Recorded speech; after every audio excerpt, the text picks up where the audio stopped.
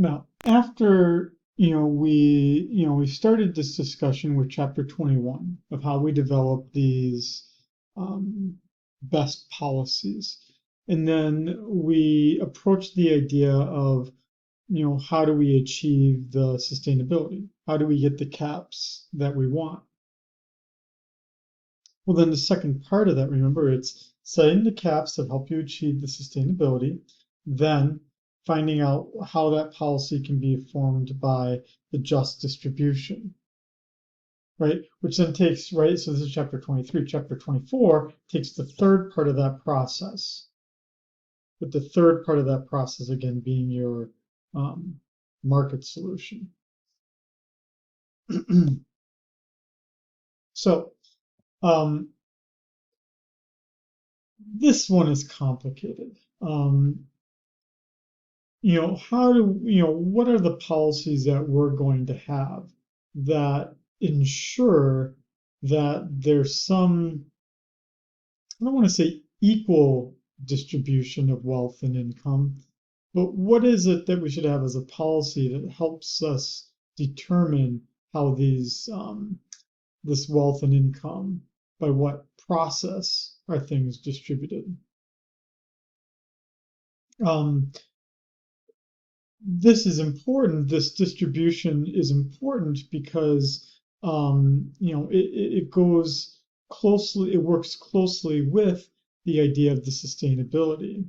How do we ensure that whatever consequences that come from trying to achieve sustainability, right, with the reduction in economic growth that would occur, how do we ensure that it doesn't go more to one source, one segment of the population or the other? Because what we can see in one of the complaints that's made, for instance, if we were to look at something like the Paris Accords, which again would attempt to get global reduction in carbon dioxide and carbon dioxide emissions, global warming gases. The problem or the issue that was raised by many developing countries was, dude, why are you taking things away from us when we haven't even been able to grow? The only way we're going to be able to grow is with cheap energy. And so we need that cheap energy, even though it might be more damaging to the environment. We need that, and it's not fair, right? Or that richer countries should have to do more, right? They, like the United States, because of their extreme wealth and excessive consumption in those countries, maybe they should bear a larger part of the burden, right? Tough chance, right? So you can see here why it's important to talk about just distribution after we've just followed it up by talking about what our sustainability goals are. How do we ensure that there's fairness? How do we ensure that the economic growth that we're restricting isn't going to affect one group more than the other? So, when we look at, what do we see in this slide here? The big thing that should be kind of like highlighted to you here, as it just kind of summarizes the chapter, is that things are contentious, right? People feel like they work hard and they should have a right to enjoy the things that they have, right? That they worked hard for. And so they don't like the idea of being it being curtailed because of some other interest that might not even directly affect them. And why should people have to share their wealth or share their income with others through higher taxes, through just stopping them from, accessing, for instance, cheaper energy? Why should we be stopping people from doing this? That seems wrong, right? That you're taking things away from people, especially in a country like the United States, where we are so market driven, that idea of communal sharing is harder to find. What we see, right, is that we need to move, part of the reason of why even just the larger environmental debate is hard to have is because we're behaving like individuals who want access to cheap transportation. And so we don't want to take the bus, right? Or some more environmentally friendly way of traveling, right? I want to drive a cheap gasoline powered car. I don't want to be forced to buy a more expensive electric car or be forced to, right, whatever. Those types of people are then countered by the others that say everything should be equal, right? Or that there is these notions of social justice where everyone should get to enjoy these things. And that, well, it's either that we should have complete equality or that at least it should be less unequal. Um, it's a little bit hard to balance these things. Especially in the United States, where we don't have we've only really, in the past 40 years, really taken up this idea more for just distribution.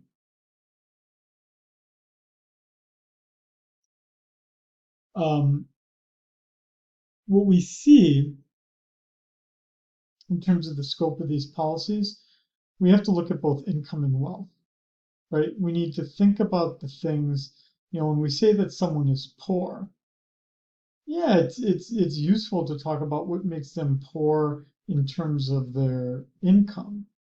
So for instance, lack of access to childcare. But then we would also have to think about things in terms of their wealth, for instance, saving for retirement, being able to buy a house, right? And so we're not just focusing on money, but we need to talk about the flow and the stock of the monetary resources, the income, and the overall wealth. And what we also need to think about is both the market and the non-market goods. Market goods would be the things, again, that you can buy, where there's a market for those things, for instance, like food and housing, but then also non-market goods. What would a non-market good look like? Well, it could look like, for instance, my access to public education, my access to transportation to school. Could also even just be something like clean air, right? Poor people live typically in environments where there's, in locations where there might be less, where there might be more environmental damage, right? So shouldn't everyone have access to clean air, clean water? The way that we typically look at this distribution policy in the United States, we overwhelmingly rely on the tax system in the United States to do this redistribution, right? As a relatively higher income earner, I would harbor a guess that I probably, as a family, we pay more in taxes than some people earn. And right, I mean, if I were being incredibly, let's just say, greedy, I might get really upset about that and say I shouldn't have to pay so much in taxes because I do work hard for the money that I get. On the other hand, right, I could think of myself as really lucky. I could think of myself as just being very fortunate having the breaks that I've had, and maybe I should, have to share in that luck. I should have to share that luck with others, right? Unfortunately, not as many people agree with me in that belief. And so that's why we see this current discussion where we're just saying cut taxes as much as possible. But if you do that, this is the issue. You want your taxes to be lower? Of course, we all do. But the problem is that when you reduce the taxes, then you have to reduce the spending. Because if you don't, either the debt will grow or you do actually have to cut back on your expenses.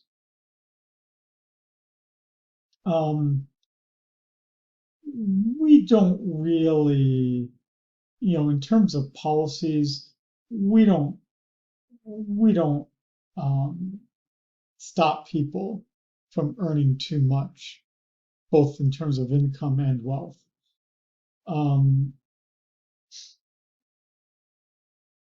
We could imagine that in some, not even in some countries, but in some cultures, excessive income and wealth is frowned upon, and that you're stopped from doing those things. And we might even think that in certain professions, right, we wouldn't want to see, for instance, as a Catholic, we wouldn't want to see a priest, earning lots of income, right? And it's why even us Catholics sometimes look down upon these like pastors that you see on TV, right, that have like millions of dollars. We usually look down upon them because, right, we have this cultural belief as Catholics that, right, that um, that priests have a vow of poverty, right, whereas these pastors on TV don't.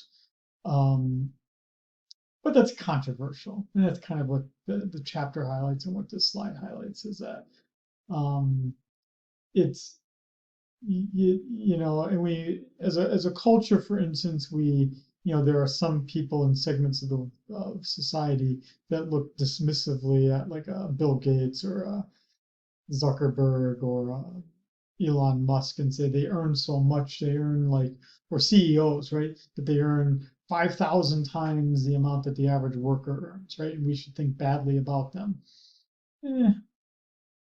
Right? I mean, yes, there are certainly some people who believe that, but uh, I would say that's a pretty sizable minority. At least in the United States, we don't generally go for these caps. Um, what we see as well in terms of this just distribution um,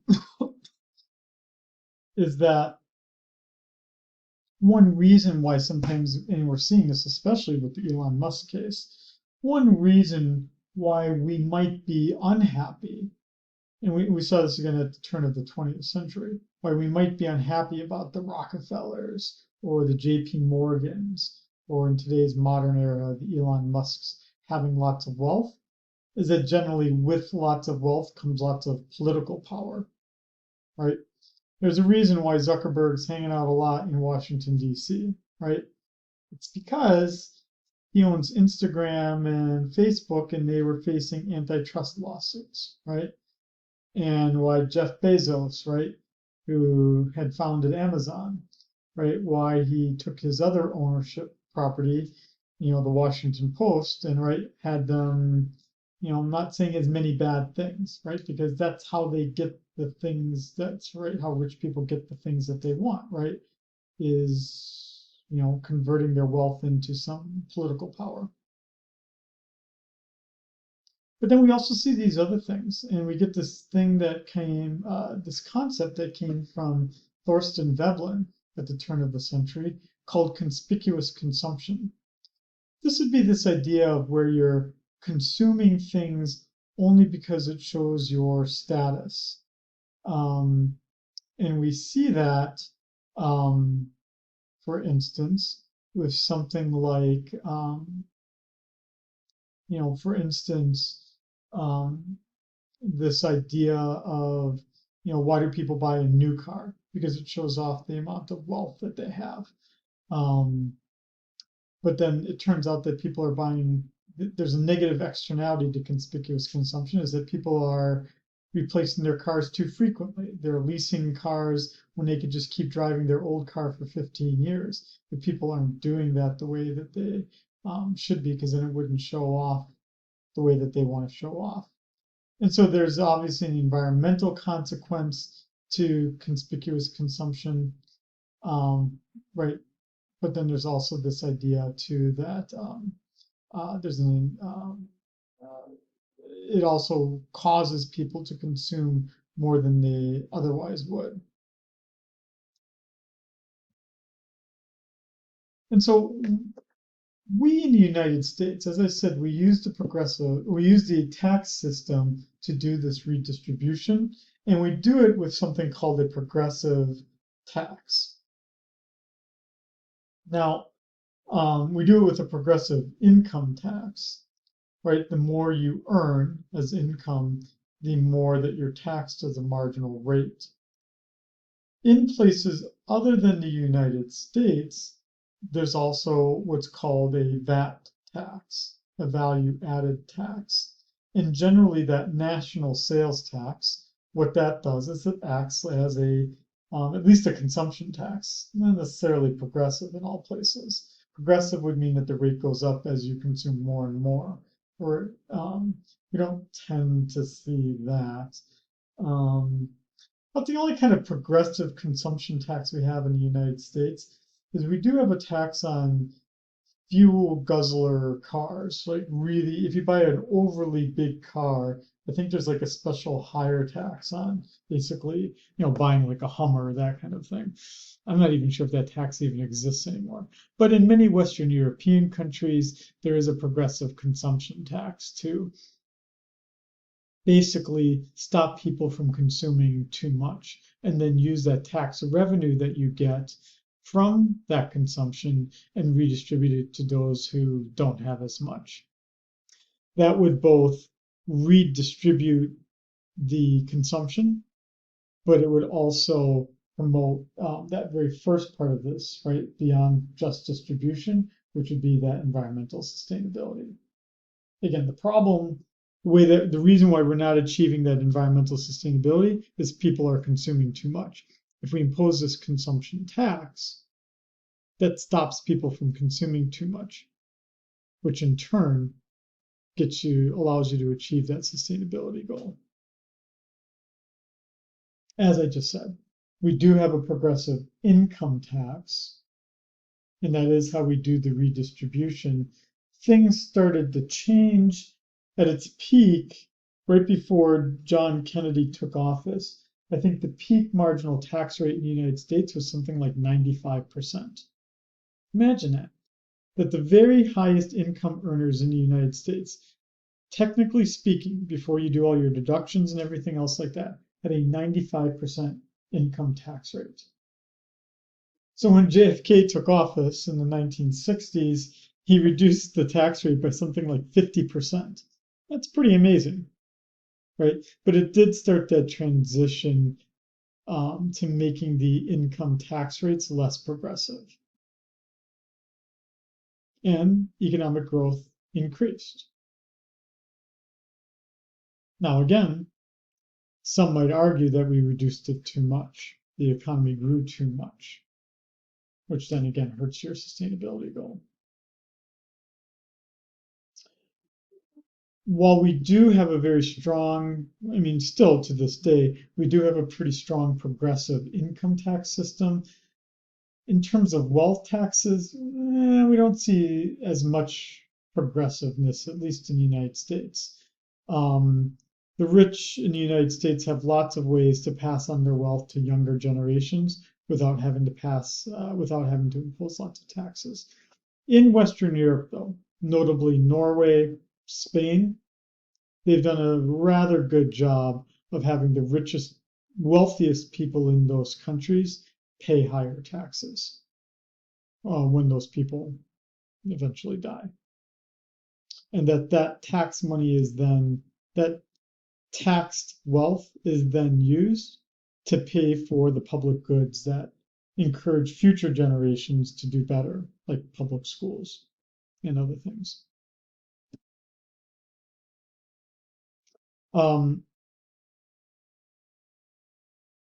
What does a country like Norway and Spain also do with that money? They would use it towards minimum income.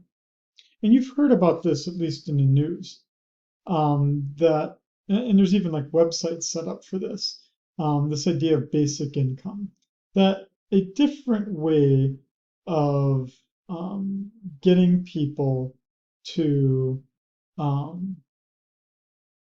you know, get out of a poor, to get out of being poor, is rather than giving people money for food stamps, money for housing, money for medical care. What if you just said, and this is the basic idea of basic income, what if you just said, you know what? Here's $12,000. I'm going to give you this for 2 years. So I'm going to give you $12,000 a year for 2 years, no strings attached. You do whatever you want with the money. What a lot of economists are finding by doing experiments, small experiments, is that people are finding ways to go back to school, to use the money to start a business. They're doing various things to achieve financial stability. Um, you might even think that this is an interesting paper project that we have for this class. You could explore some of the, um, uh, you know, uh, products that even come from that are produced that come out of this um, kind of basic income schemes. And how do we afford it? We afford it with the taxation on the wealth, with the taxation on the income. And so that's a lot, and again, when we're trying to come up with these policies for how do we get just distribution, you can either just give people directly the money and just say, do whatever you want with it. That's a rather new thing, though, especially in the United States. We're generally in the United States not that trusting of people being able to take the initiative to improve themselves. We generally do, as I just said, we tell people you don't have you're poor, that sucks, we'll give you money for food. You're poor, that sucks, we'll give you money for housing. And it can only be used for food. And it can only be used for housing. Right? But then that stops people from doing certain things, right? If I can only use it for food and I don't need all that money for food, then what am I going to do otherwise? Right? It doesn't it doesn't promote efficiency in the use of things.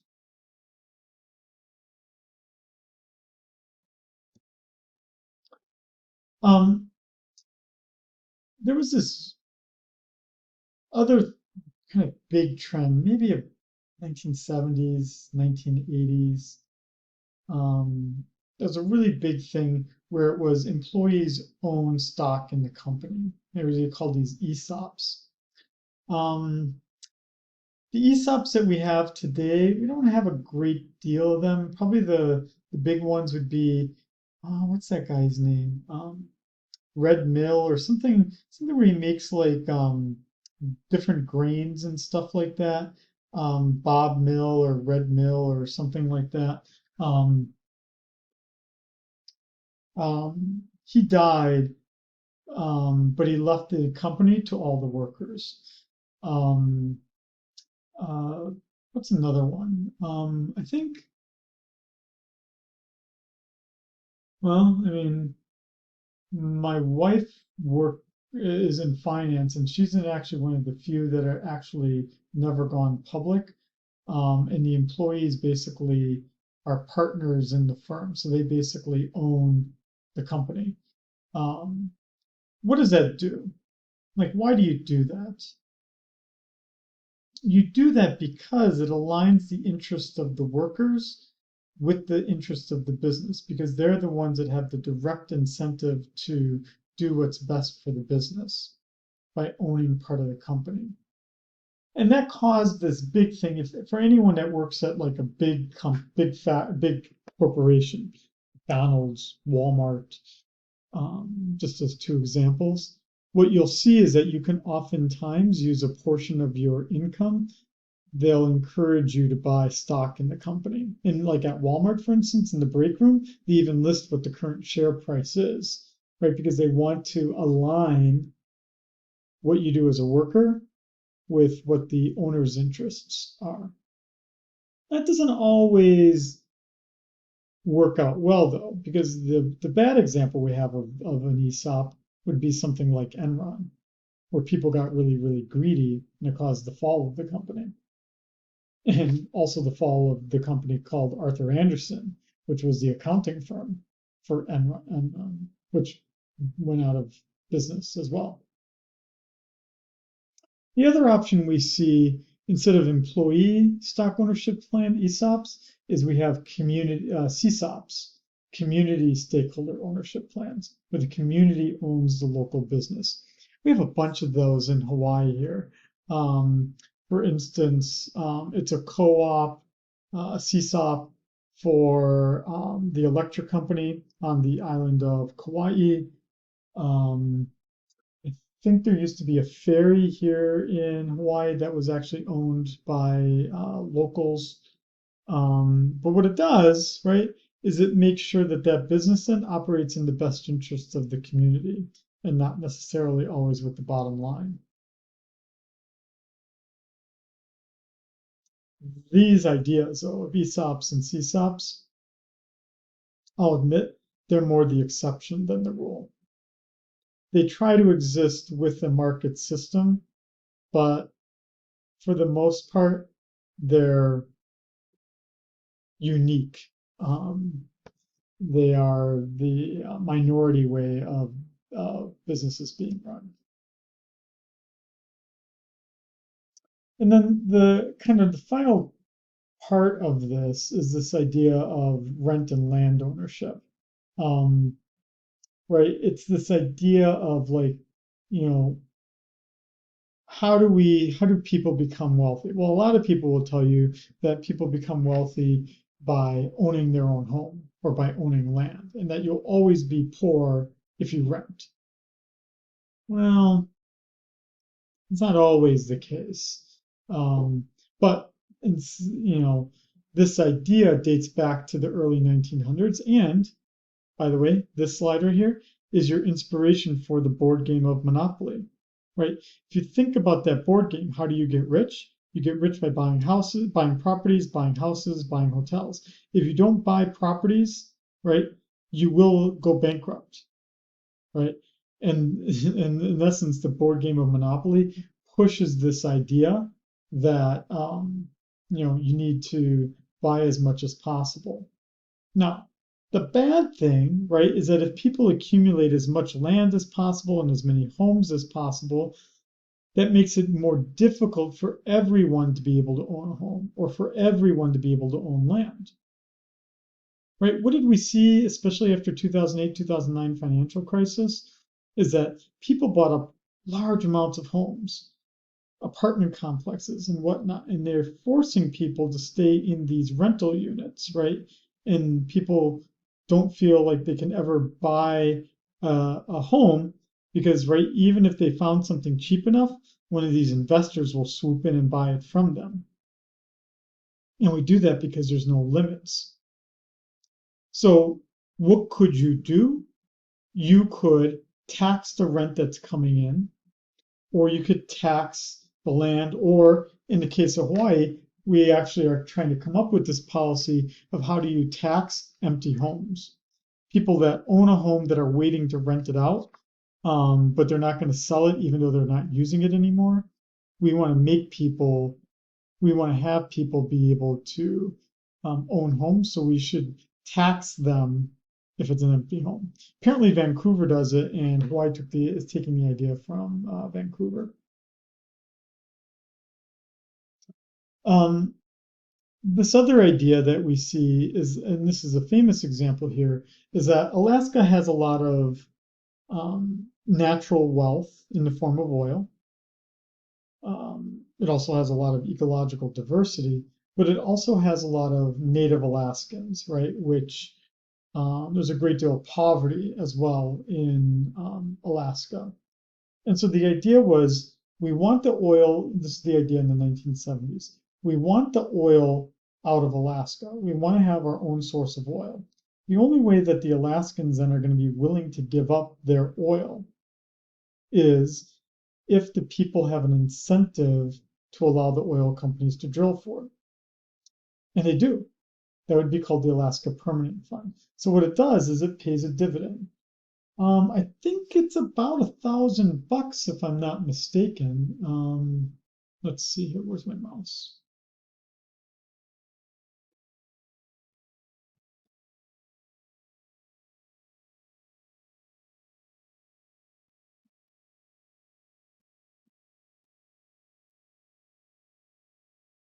Yeah, about $1,400 or $1,700. Sorry, in 2024.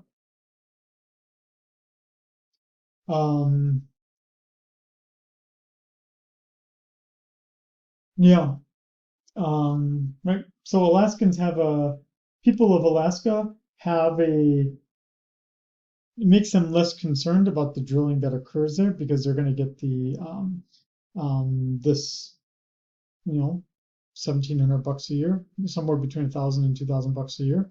And what it does, right, if that's per person, right, you can imagine with a big enough family, it's going to help your family get out of poverty, right? And it's going to allow regular people that don't own the oil, right? It's going to allow regular people to be able to benefit from it, right? And that gets us again a little bit closer to that just distribution. So what are we seeing in overall in this chapter? Is just distribution is it's hard to get, and it's really, really, really subjective. It is incredibly rare to find ways that you can pull off just distribution in a way that doesn't polarize one group against the other. One of the rare examples is something like the earned income tax credit. Most everything else, it becomes a little bit one-sided. And again, we're trying to find these ways of just distribution that's still aligned with sustainability.